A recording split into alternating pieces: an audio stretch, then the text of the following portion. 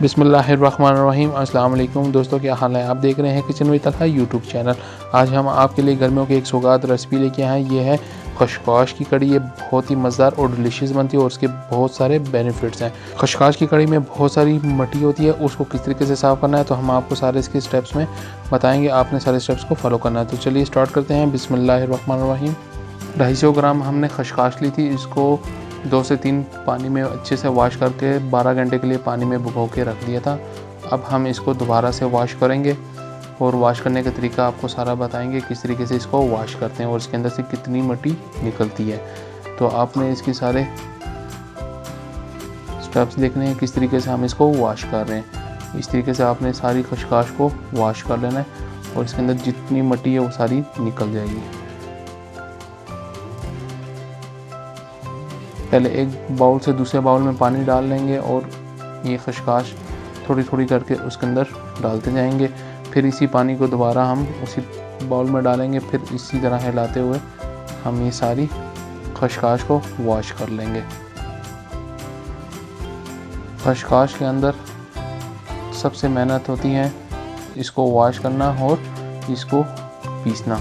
हम इसको कुंडी में पीसेंगे। अक्सर लोग जो है चॉपर वगैरह में भी पीसते हैं, लेकिन वो इतना टेस्ट नहीं आता जितना इसका कुंडी में पीसने का आता है।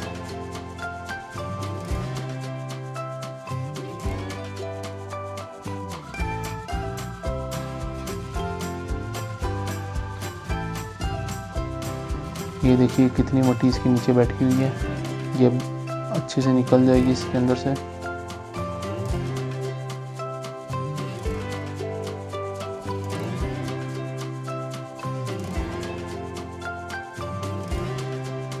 ये देखिए खशकाश हमारी दूसरे बाउल में अच्छे से आ गई और इसके अंदर से देखिए कितनी मिट्टी निकली है। इस बाउल को हम अच्छे से वॉश कर लेंगे अब, और 1-2 पानी से हम खशकाश को और अच्छे से साफ़ कर लेंगे। जो थोड़ी बहुत मिट्टी रह गई है वो अब इस बाउल के अंदर आ जाएगी और साफ़ खशकाश हमारी इसमें रह जाएगी और इसमें अब पानी डालेंगे। ये देखिए खशकाश हमारी अच्छे से वॉश हो चुकी हुई है। अब हम इसको पीस लेंगे कूंडी की मदद से। अब कूंडी के अंदर हम 2 टेबलस्पून खशकाश ऐड करेंगे और इसको अच्छे से कूट लेंगे। कूटने के बाद इसको एक अंदर अच्छा सा इसको गोटा भी लगाएंगे ताकि ये अच्छे से इसके जो दाने होते हैं वो पिस जाएं।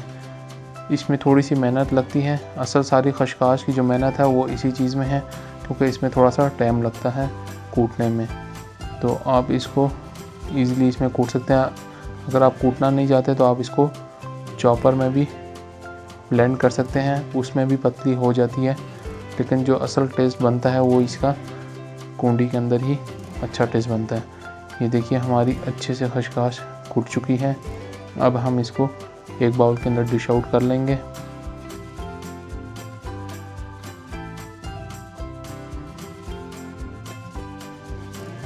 ये देखिए हमारी सारी खशकाश अच्छे से कूट चुकी हुई है।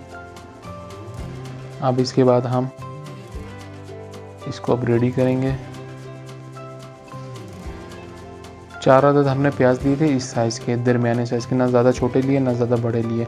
और प्याज़ों को हमने ऑमलेट की तरह इस तरीके से कट कर लिया था, छोटे छोटे पीसीस करके।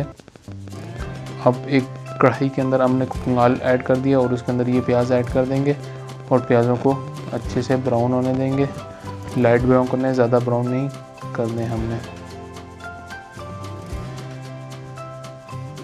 प्याज डालने के बाद इसको हम लाइट ब्राउन होने देते हैं और दूसरी साइड हम लहसुन को पीस लेते हैं। लहसुन का फ्रेश पेस्ट हम इसके अंदर ऐड करेंगे।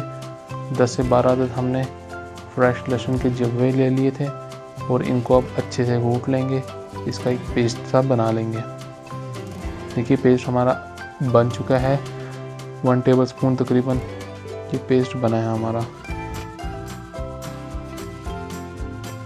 देखिए प्याज भी हमारे हल्के ब्राउन शेड में हो चुके हुए हैं। अब हम इसके अंदर जो लहसुन का पेस्ट रेडी किया था वो इसमें ऐड कर देंगे और इसको अच्छे से भून लेंगे जब तक लहसुन का कच्चापन ख़त्म नहीं हो जाता।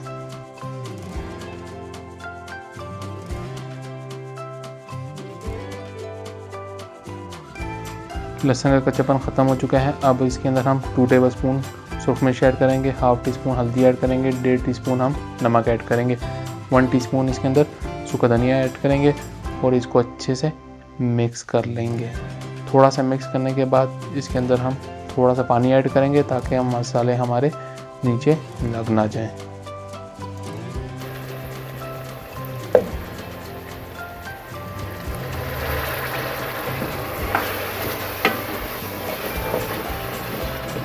मसाले अच्छे से भुनने के बाद इसके अंदर एक चॉप किया और बड़े साइज़ का टमाटर ऐड कर देंगे और टमाटर को थोड़ा सा गलने देंगे।